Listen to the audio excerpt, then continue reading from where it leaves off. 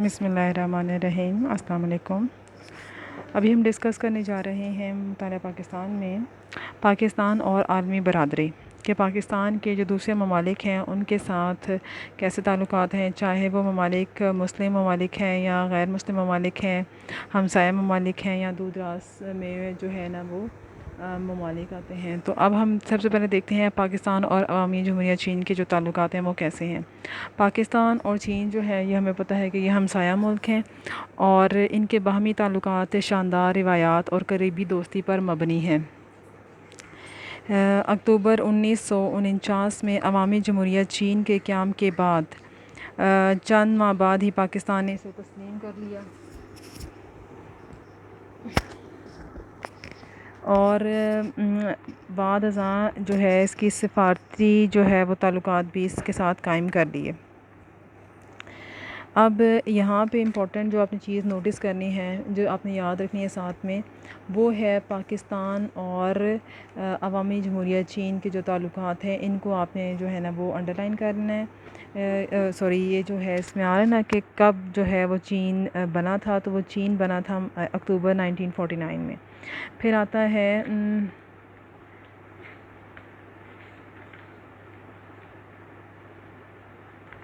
پھر ہمارے پاس آ رہا ہے کہ 1955 میں بنڈونگ کانفرنس میں پاکستان اور چینی وزراء اعظم کی ملاقاتیں ہوئیں اور اس کے بعد ملاقاتوں کا یہ سلسلہ جو ہے وہ آج تک جاری ہے۔ 1961 میں دونوں ممالک کے درمیان سرحد کی جو ہے وہ کہنا چاہیے کہ حد بندی جو ہے اس کی کوششوں کا آغاز ہوا اور 1963 میں یہ جو ہے نا پایہ تکمیل کو پہنچا۔ اس کے نتیجے میں دونوں ممالک کے تعلقات انتہائی خوشگوار ہیں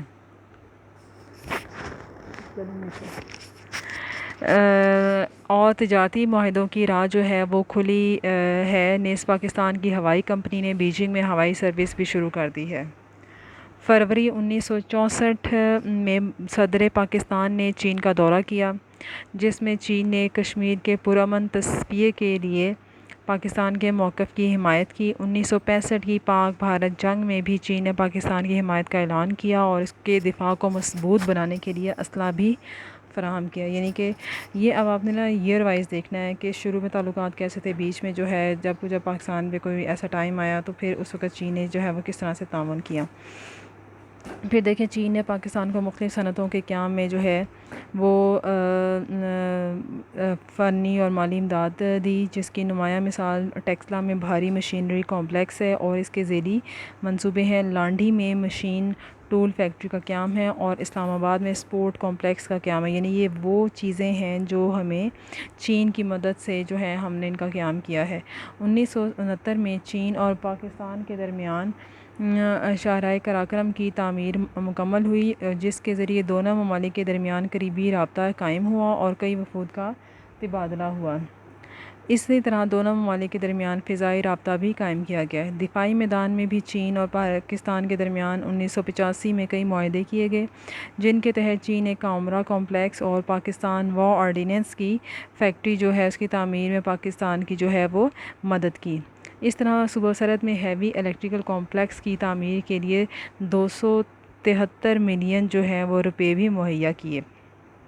یعنی کہ مالی بھی امداد دی اور سفارتی سطح پر بھی اس کو جو ہے نا وہ مدد دی۔ پھر پاکستان نے سفارتی سطح پر چین کا ساتھ دیا۔ چین کو اقوام متحدہ کا مستقل ممبر بنانے کے لیے پاکستان نے چین کی حمایت کی۔ امریکہ اور چین کو ایک دوسرے کے قریب لانے میں پاکستان نے اہم کردار ادا کیا اور اس سے دونوں ممالک کے درمیان براہ راست رابطہ قائم ہوا۔ کمبوڈیا میں غیر ملکی فوجوں کی موجودگی کے مسئلے پر پاکستان نے چین کے موقف کی حمایت کی اور چین نے بھی افغانستان میں روس کی فوجی مداخلت کی سخت جو ہے وہ مخالفت کی اور پاکستان کے مطالبے کی حمایت کی۔ پاکستان اور چین کے درمیان دو طرفہ تعلقات کی بنیاد رکھی گئی۔ دو طرفہ امین کے دونوں طرف سے جو ہے نا اس میں پیش رفت ہوئی اور اس کے تحت چین کے وزیر اعظم نے 1987 میں پاکستان کا دورہ کیا۔ چین کے وزیر دفاع فروری 1999 اور چیئرمین نیشنل پیپلز کانگریس نے اپریل 1999 میں پاکستان کا دورہ کیا۔ اس پیپلز کانگریس یہاں پہ اسی طرح وزیر اعظم چین نے 2001 میں پاکستان کا دورہ کیا اور جواب میں پاکستان کے صدر جنرل مشرف نے بھی 2001 اور 2002 میں چین کا دورہ کیا۔ ان باہمی دوروں سے چین اور پاکستان کے درمیان گہری جو تعلقات ہیں وہ قائم ہوئے۔ پھر ہم دیکھ لیتے ہیں پاکستان اور بھارت کے جو تعلقات ہیں وہ کیسے ہیں، کس نوعیت کے ہیں۔ قیام پاکستان سے لے کر آج تک پاکستان اور جو بھارت کے تعلقات ہیں وہ خوشگوار نہیں ہیں۔ دونوں ممالک جو ہیں ان کے درمیان مسئلہ کشمیر جو ہے وہ ایک تنازع کی وجہ ہے۔ اب تک اس پر 3 جنگیں لڑی جا چکی ہیں، 1948 کی، 1965 کی اور 1971 کی۔ قیام پاکستان کے وقت بھارت نے پاکستان کے لیے کئی مسائل جو ہیں وہ پیدا کیے۔ 1960 میں پاکستان اور بھارت کے درمیان پانی کے مسئلے کے لیے سنتاس معاہدہ جو ہے وہ ہوا۔ سنتاس معاہدہ کب ہوا تھا؟ 1960 میں۔ اور تینوں جنگیں کب لڑی کی ان کے بھی سن جو ہے وہ یاد رکھنے ہیں آپ نے۔ عالمی جنگ اور دیگر ممالک کی مدد سے منصوبہ جو ہے وہ پایہ تکمیل تک پہنچا، لیکن بھارت نے اپنے حصے کی رقم دینے سے انکار کر دیا۔ 1971 میں بھارت جو ہے اس نے مشرقی پاکستان میں علیحدگی کی جو ہے نا علیحدگی پسند جو عناصر تھے ان کی مدد کی، اور جس کی وجہ سے جو ہے وہ بنگلہ دیش وجود میں آیا۔ اس کے بعد پاکستان اور بھارت کے درمیان شملہ کے مقام پر ایک معاہدہ ہوا جسے ہم شملہ معاہدہ کہتے ہیں۔ اس معاہدے کی روح سے پاکستان اور بھارت نے اپنے اختلافات کو مذاکرات کے ذریعے حل کرنے کا اعلان کیا۔ شملہ معاہدہ جو ہے اس سے پاکستان اور بھارت کے تعلقات میں کچھ بہتری آئی اور محدود پیمانے پہ تجارت اور مسافروں کی آمد و رفت جو ہے وہ شروع ہوئی۔ 1980 سے جنوبی ایشیا کی علاقائی تعاون کی تنظیم سارک جو بنائی گئی ہے، اس کے دائرے میں دونوں ممالک میں تعاون کو بڑھانے کی کوشش کی گئی، جس کا خاطر خواہ نتیجہ ابھی تک نہیں نکل سکا۔ پاکستان ہمیشہ سے اختلافی امور کو حل کرنے کے لیے بھارت کو مذاکرات کی دعوت دیتا رہا ہے، لیکن بھارت نے جو ہے ٹال مٹول سے کام لیا۔ 1988 میں سارک کانفرنس کے موقع پر پاکستان اور بھارت کے وزرائے اعظم کو ملنے کا موقع ملا، جس میں ایک معاہدے پر دستخط ہوئے۔ اس معاہدے کے مطابق دونوں ممالک ایک دوسرے کے جوہری مراکز پر حملہ نہ کرنے کے پابند ہوئے۔ 1989 میں کشمیری مجاہدین نے بھارت کے خلاف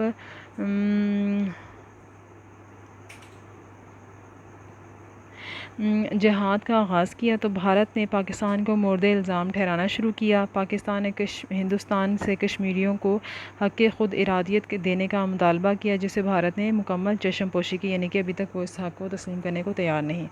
1990 میں پاکستان اور بھارت کے تعلقات میں کچھ بہتری ہوئی، باہمی تجارت اور لوگوں کی آمد و رفت بڑھی۔ یہ تعلقات ایک محدود حد سے آگے نہیں بڑھ سکے، اور اس کا نتیجہ کیا نکلا کہ اور اس کی وجہ کیا تھی کہ پاکستان جو ہے اور بھارت کے درمیان میں مسئلہ کشمیر جو ہے اس کو منصفانہ طور پہ حل کرنا ضروری ہے۔ اب پاکستان ابھی بھی اپنے اس منصفانہ موقف پر قائم ہے کہ مسئلہ کشمیر اقوام متحدہ کی منظور کی ہوئی قراردادوں کے مطابق مظلوم کشمیریوں جو ہیں ان کے رائے کے ذریعے حل کیا جائے۔ اب امید کی جاتی ہے کہ ان دونوں ممالک کے درمیان تعلقات جو ہیں ان میں بہتری ہو جائے گی۔ 14 جولائی سے لے کے 17 جولائی 2001 کو صدر پاکستان اور بھارت کے وزیر اعظم کے درمیان ہونے والی اپنی نوعیت کی پہلی کانفرنس آگرہ میں ہوئی، جس کا پاکستان اور بھارت کے علاوہ دنیا بھر میں زبردست شہرہ رہا۔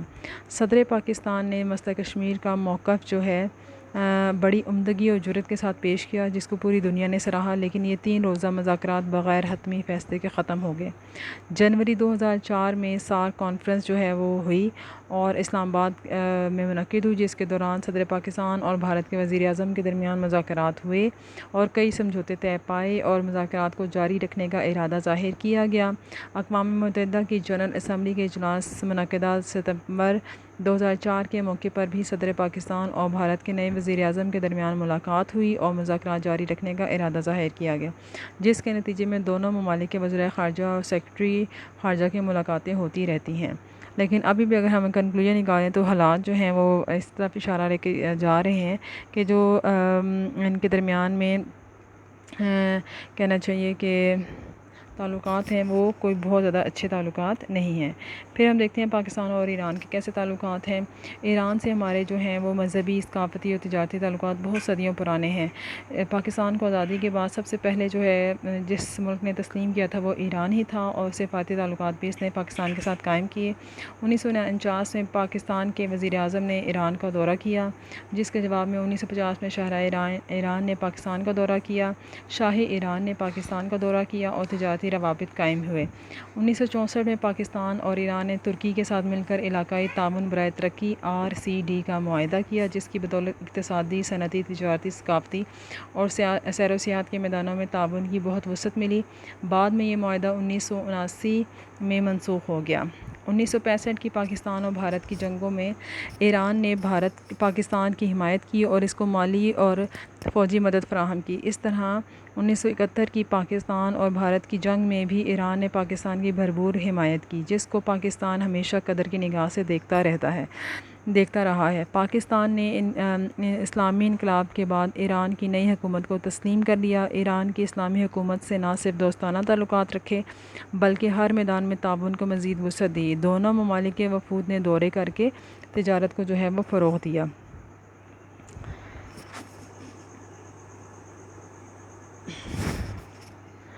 پھر دیکھتے ہیں 1985 میں پاکستان اور ایران نے ترکی کے ساتھ مل کر RCD کی تنظیم نو کی اور اس کا نیا نام اقتصادی تعاون کی تنظیم ECO رکھا، جو RCD کے مقاصد کو آگے بڑھانے کے لیے کام کر رہی ہے اور تینوں ممالک کے مابین اقتصادی، صنعتی، تجارتی، تعلیمی اور ثقافتی میدانوں میں تعاون کو مزید فروغ دینے کے لیے ضروری اقدامات اٹھا رہی ہے۔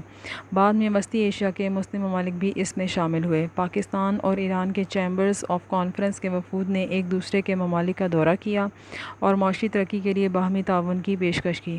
2000 میں پاکستان کے جنرل صدر پرویز مشرف نے ایران کا دورہ کیا اور ایران سے پاکستان کے ذریعے بھارت تک گیس پائپ لائن کے پروگرام میں بھرپور تعاون کی یقین دہانی کرائی۔ یعنی تعلقات جو ہیں وہ آہستہ آہستہ ہمارے انشاءاللہ اور مضبوط ہو جائیں گے۔